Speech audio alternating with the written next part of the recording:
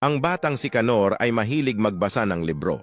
Isang araw, nabasa niya sa isang libro na kayang paaminin ng sekreto ang kahit na sino basta sabihin lang ang salitang, "Alam ko na lahat." Kinagabihan, sinubukan niya ito sa kanyang ina. "Ma, alam ko na lahat." Nagulat ang ina ni Canor at sinabing, Sino nagsabi sa'yo, anak? Ito 1,000. Huwag mo ako isusumbong sa papa mo na nag-inom kami kahapon, ha? sagot ng kanyang ina.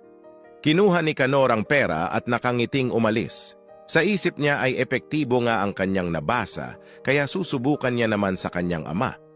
Pagdating ng kanyang ama, sinalubong ito ni Canor at sinabing, "Pa, alam ko na lahat." Nagulat at pinagpawisan ng ama ni Canor at sinabing, "San mo kami nakita, anak?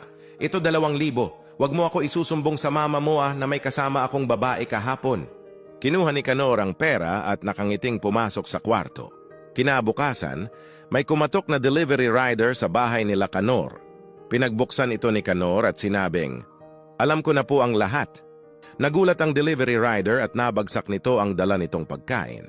Bigla itong umiyak ng malakas at napaluhod. "Alam mo na ba ang lahat?